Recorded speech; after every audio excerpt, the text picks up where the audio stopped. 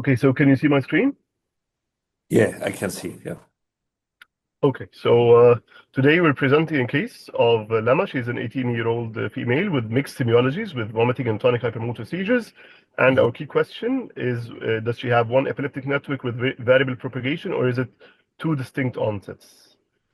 So firstly, why is this case challenging? Because basically we're in the dilemma of, do we have one seizure or two seizure onsets? So what we'll try to do is we'll summarize all the habitual events, the home videos, the EEG captured seizures, and then we will integrate the MRI and the PET and functional MRI by Michael will show us all this imaging, and then we can discuss whether we can go to sEEG right away, to epilepsy surgery right away, or like a phase 1 level, or do we need 2 levels, phase 2? Okay, so she's an 18-year-old female with positive consanguinity. She's of normal development. Epilepsy started at the age of 12 and a half years. Now we have two apparent seizure semiologies. We have the non-motor or the autonomic semiology, and we have the motor or the tonic and the hypermotor semiology. First, I'll show the home videos, because the home videos were very informative to us. So first of all, we'll show the home videos. So basically, we divide the semiology into two different sets. This is the first semiology, which is it just lacks like the non-motor part, the tonic part. You can see the seizure is going on, and there's some gesture automatisms. It will be more clear now. She's not responding, I suppose. Yeah, she's not very responding, not very responsive, and so this is like the first home video semiology we have is the one where we don't see the tonic part. Now I'll show you another set of home videos. The mother has actually recorded so many home videos for the girl. So this is the next one where you'll be able to appreciate the tonic part. So you can see some oral automatism, and you might also appreciate some blinking, bilateral. You can see the tongue protrusion. Ahmed, may I ask you, the blinking was quite constant in the beginning of these kind of seizures? Yes, actually, the mother, like she always reports the blinking as the first sign where she knows the seizure is happening. And also recorded the video EEGs, the blinking was also there. So blinking is actually, like, I think, the most consistent initial semiology. Okay, thank you. Okay, then you can see some retching, and then you'll see the tonic component where the right side is extended, and then the left side follows. So there's a right lead. So again, if we also think about the left distal automatisms we've seen in the earlier semiology, it lateralizes to the left hemisphere, and then you can see this proximal automatisms. Yeah. This is also another home video. You can see the retching very clear here. It's not from the onset, so but the mother reports that again the blinking happened. You can see it here. The tonic part is asymmetric, with the right upper limb extended and the left flexed. The same lateralization, yeah. So yeah, again, lateralization is again on the left side.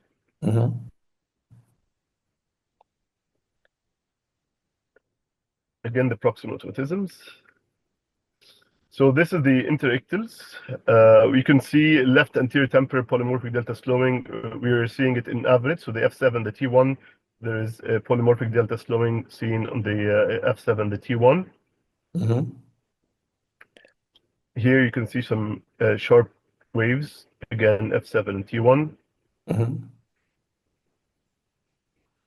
You can see also a little bit more posterior temporal. In this slide, I'm not sure it's really posterior, because the maximum of the spike is again in F7. F7, yes, but I mean, like a little bit more posterior compared to the earlier spikes. Okay. Why are you saying posterior? Like Which just lead you're trying to say behind? I just meant like a little bit behind the earlier discharges. You can see these ones is in T1, a little bit anterior. So I mean, like they're all left temporal. We don't see any discharges anywhere else apart from the left temporal regions. Now we'll see the video EEGs. Okay, this is one ictal pattern. It's a very motor, the tonic component will be very evident, but here again, you can also appreciate the blinking happened very early on. And this blinking occurred after flattening or before the flattening? It's a little bit before just after the flattening. Like I think it's very concordant. Like the blinking happened exactly with the attenuation. You can see the tonic contraction here is very symmetrical, bilateral and symmetrical. Can you Ahmed, please start the video once more? Yes, of course.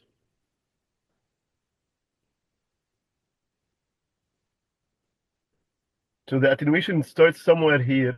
You can see the blinking now, and then she will.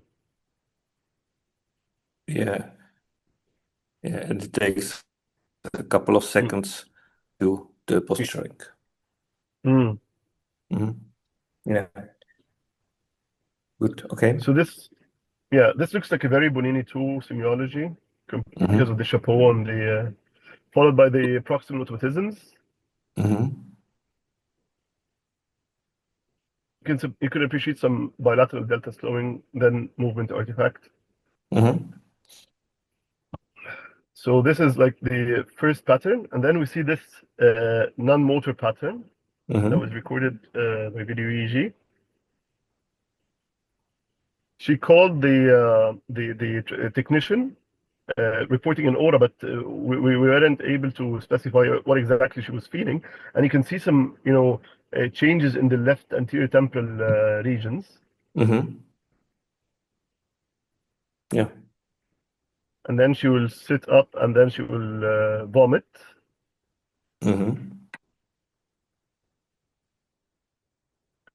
Some left distal automatisms. Nose wiping. Left hand, yeah. Again, left, yes. A little bit later during the seizure, you can see some ictal discharge on the right side, but it's like very late during the seizure. And during this right-sided change, there is retching and vomiting. Yeah, vomiting will come later. Later. Yeah, I think now in a few seconds.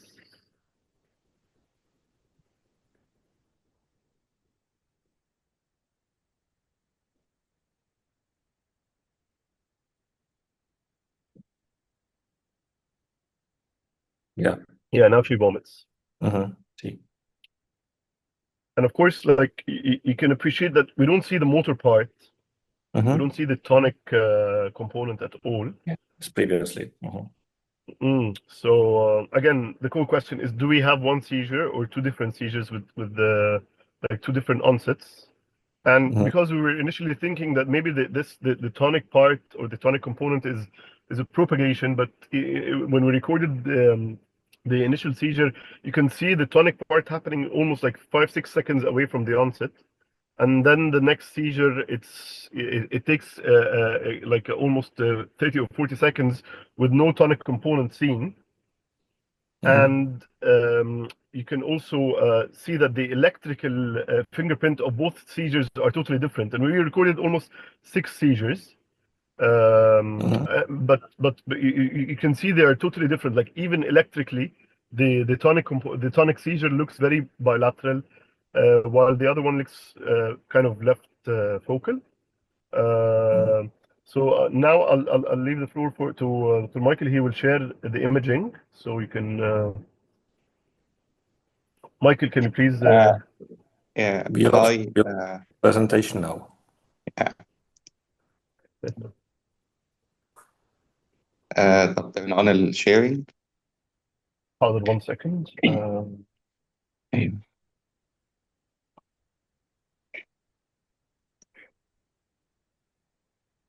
Can you share now? I mean, before getting the image, do we want to discuss, some more about the hypothesis?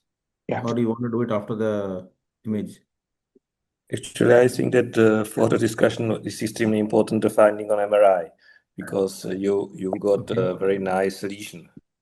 And You want to do the discussion now before the No, imaging he's or saying the after imaging? the imaging. After the imaging. Okay, after the imaging. Now, so hi, you can see here in the left insular and peri-insular region area of encephalomalacia and gliosis. You can appreciate it here on the sagittal.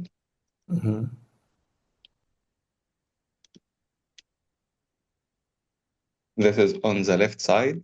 Can you go more medially to the insular cortex to see what part of insula is here?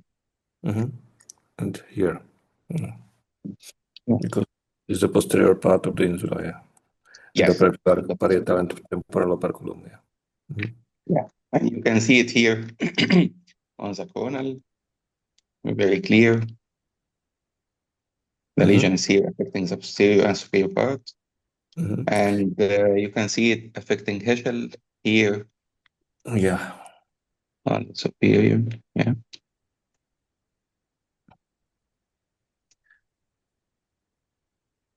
And if you go, Ahmed, please, more ventrally to see the right-sided hippocampus. Yeah, now we will see the problem. So we actually have here signal, but I think that's on the the left and right, not only the right. Yeah, but the volume of both hippocampi they don't seem me to be Reduced. smaller. Yeah. So now it's more of a signal, not volume. Abnormal signal, but not volume. Actually, I'm not very much convinced that we are dealing with the right-sided hippocampal sclerosis. That's the point. Yeah. Now, there is a little bit of blurring here, but not so sure. Both-sided, yeah. Yeah. So I will show the PET, or do you want to see, anyone want to see more of MRI? Okay. Now here is a PET. So of course, the lesion itself here will show hypometabolism. Yeah. This is quite anticipated. But if I go from anterior, you can see very hypometabolism. Hypometabolism, yeah.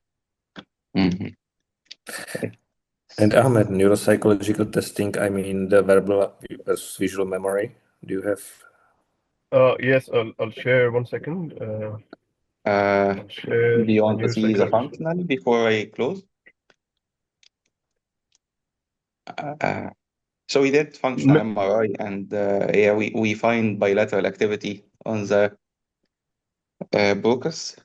It's more on the left side, and again here, it's very obvious left.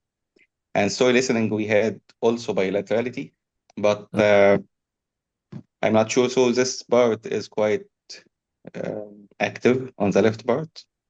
And very important question: where there is the right side, left side, because radiological and logical conventions are different, so sometimes it's a problem. Yeah, and we did the tongue because it's the motor part could be related, and of course it's bilateral, and it has some relation to the gliotic part. It's a little bit more superior. The maximum is on the right side or left side? On the tongue or what? No, I mean the speech, listening. Yeah, speech, it's left. It's left, but in Broca's it's left, the expressive language, but the receptive I think the intensity is more on the right, but we have, so she has activity on the left side. تنتالوب يعني او كده. So I'll stop share. And yeah, I'll share the neuropsych. 1 second.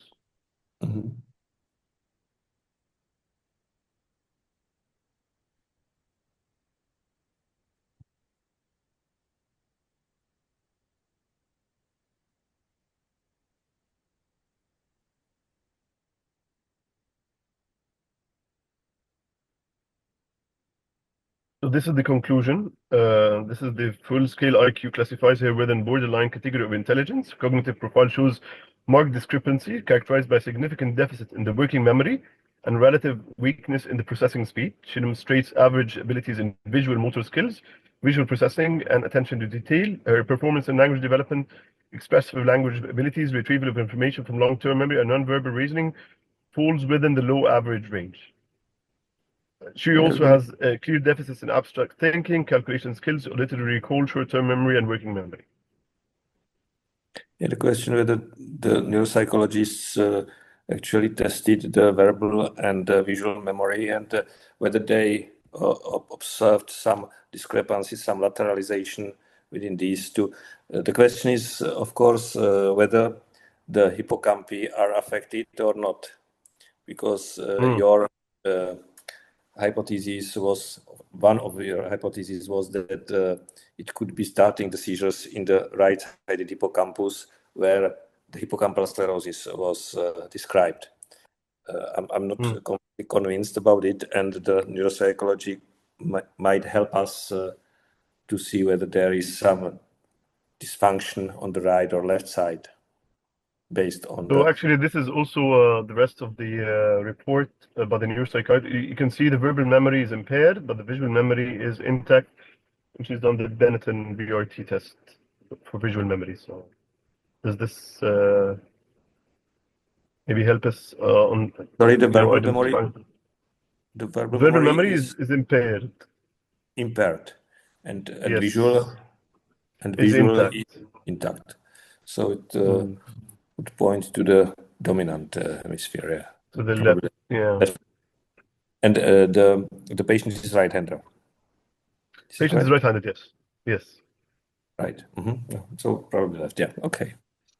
So it's not very much congruent with the finding of the right-sided hippocampus dysfunction. Yes.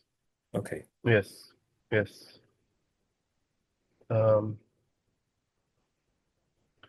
So basically what we have, according to semiology, is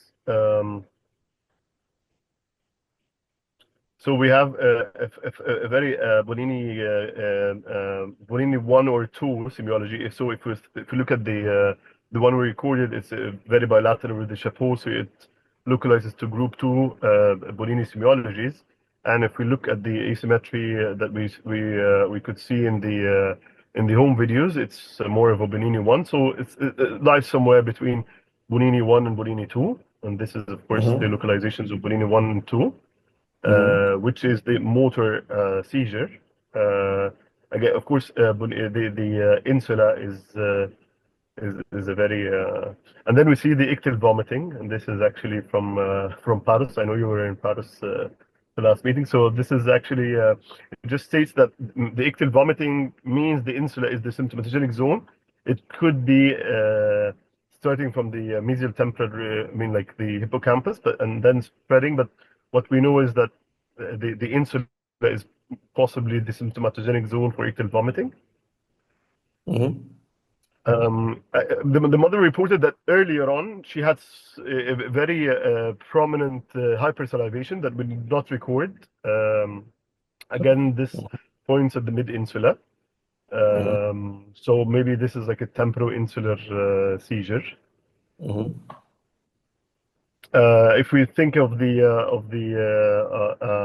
ventral posterior insula for the bilateral symmetrical posturing, or the mid-anterior insula for the prominent oromotor signs that we see. So yeah, so we have some. I think the salivation, the the bilateral tonic posturing, and of course the insular lesion that we saw makes us think of the left insula. So this is our working hypothesis. We have an irritative zone on the left temporal. Ictal onset zone for the non-motor seizure is left temporal. Epileptogenic lesions, we see the left insular. Right is not very convincing, but again, there's a signal in both hippocampi, and the PET shows left insular hypermetabolism along with the right temporal hypermetabolism. So the functional deficit zone is there. The eloquent cortex, we can see the Wernicke is bilaterally represented, but it's on the left side is in very close proximity to the lesion, and Brock is in the left inferior frontal gyrus. So we think the left insular or the temporal insular is the main culprit. So yeah, so we would like to have your another discussions. question. During the video EEG, did you see some heart rate changes in the beginning of the seizures or not? Some right? No. Heart changes. Tachycardia, you mean? Yeah.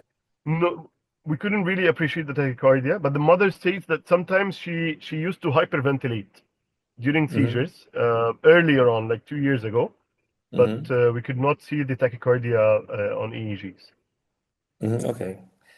So I think that the most important finding is the MRI changes in the posterior insular or operculoinsular region, which is clear cut and very likely the semiology actually from my point seems to be quite congruent with this pathology. So hardly we can proceed to surgery without any further investigation, but my hypothesis would be that the seizures are started in the operculoinsular region and spreading either to the frontal lobe, to the mesial frontal regions, because it would be strange if there is a clear-cut lesion in the operculoinsular region and you would have the second seizure onset zone in the anterior cingulate, which of course is possible, but probably the seizures are starting, as far as I can consider, in the operculoinsular region on the left side. Also, this blinking, which is seen in the beginning of these motor seizures, rather point to the posterior cortex, which is again with the lesion, I would say. And importantly, the spreading of the ictal activity from the insula to frontal cortex usually takes between 5 and 40 seconds, which is completely the same time as in this patient. My impression in this moment. One thought we were thinking about actually is what pathology could be causing the lesion, because this patient, her onset of epilepsy was at the age of 12 and a half years, and the lesion looks like it's a post-encephalitic, although we don't see in the history any clear history of encephalitis. So if we're considering maybe the etiology as possibly could be encephalitis, maybe this could explain having, given also that the imaging looks very encephalomyelitic and kind of the picture we're seeing in encephalitis. So considering that the pathology could be encephalitis, maybe this would lead us to think that maybe the other parts of the brain were also affected, although they are not very evident on the imaging. That's also another thought we had when we. Ahmed, I absolutely agree, because also these hyperintense signals in the both hippocampus could be congruent with the hypothesis there was some, let's say, autoimmune encephalitis in the 12 years of the patient. So maybe the investigation of the cerebrospinal fluid makes sense, even if probably it's not active, this process in the moment, but still to know what was there. And if you think about going to surgery right away, without sEEG, what exactly do you think would be the if Dr. Notation would like to also have a thought about what the approach would be and how would which parts would be resected? based on the. Actually, I think that you shouldn't go directly to the surgery in this moment because the lesion in the upper insular region is quite extensive, and importantly, the surgery in the posterior insula is not easy. Yes. So my intention would be to investigate this lesion using at least 3-4 electrodes. I'm not sure whether you are able to insert the electrodes oblique to the posterior insula and also have some electrodes in the temporal and parietal operculum. And also, I would suggest to investigate in parallel both hippocampi, even if I don't think that the seizures are starting there, but still there are some. Yes. And of course, it would be great also to have some electrodes in the frontal lobes bilaterally, because we are not sure that on the left side in this frontal semiology, even if, again, the hypothesis is that it's really starting in the left side, in the posterior cortex. It's spreading to the left side in the frontal lobe. So importantly, this investigation probably requires more than 10 electrodes. Yeah, and definitely we should also, like as you rightly said, implant the insula, posterior, and also bilateral hippocampus for sure. And also to elicit the spread, because we have 2 or 3 types of propagation, what we see in this child. We want closer to the SMA to see that that's spreading there. And also we need to map the language, at least the Wernicke's bilaterally, because you want to go and resect it. We want to prove that there is an adequate reserve on the other side. So if we can show that it's there on the other side, then we can be more confident resecting the left. Because if we, I mean, when keeping the surgery in mind, we have to do the parietal operculum, which is there. We have to be resected, and the posterior insula as we come out, and SMA also, the supramuscular gyrus might need to come out. So these things need to be implanted earlier for us, sort of tell us the extent of resection. So, as you rightly said, insula definitely will have an oblique, posterior oblique. But the only problem I see here is there is not much of a cortex to get it oblique, but I think we'll give a try. Because if we go through the imaging, the gliosis in the posterior insula it's very gliotic. So we will definitely give a shot, because the anterior insula is well preserved. We can definitely get an oblique there for sure in that middle short gyrus, anterior middle short gyrus. But then posterior long gyrus will definitely give a try for oblique, but the thickness matters for the left side. And I mean, to compensate, we might need to have 2, 3 orthogonals there. And these 2, 3 orthogonals also will help to, whether it's going to be suprasylvian or definitely suprasylvian will have 2 or 3 electrodes in the operculum, and definitely have an infrasylvian, along the superior temporal gyrus margin also, to get into the insula to study it.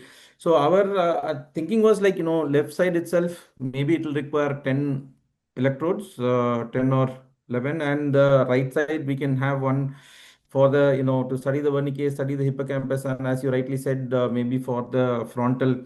So that would take probably 4 or 5. So that is Actually, something. yeah, you're absolutely right. The right side, operculoinsular region, should be investigated as well because of this retching and vomiting, which points to the non-dominant hemisphere. And as the seizure started at 12 years age, we probably cannot consider some reorganization, and therefore very likely the seizures which are started in the surroundings of the lesion are propagating either frontally or temporally or to the contralateral operculoinsular region, and then maybe to the right-sided hippocampus and temporal lobe. Likely, and this maybe explains why the right temporal changes we saw happens later along with the retching and the non-motor seizure. Yeah, exactly. But anyway, I think that with this lesion, I would very much focus on these structural change, which seems me to be the Mm. most probably the problem. Yes, absolutely. So what we'll do is maybe Dr. Natish will come up with a plan. Maybe we can share it with you, Dr. Milan, and have your insights. So Okay, yeah, it'd be great as well. thank you so much. Amit, Thank you so sorry, much I for couldn't joining us. get that plan ready by this time, so I'll share No, it it's with okay. you. It's okay. Yeah. Okay. Okay. Thank you so much, Dr. Milan, for joining us, and thank you for your time. Thank you It so was much. pleasure, and fingers crossed. It's our pleasure. Yeah. Okay. Thank you so much, Dr. Milan. Bye-bye. Thank you. Have a nice day. Thank you, Dr. Natish. Bye-bye. Yeah. Thank you. Bye. Bye.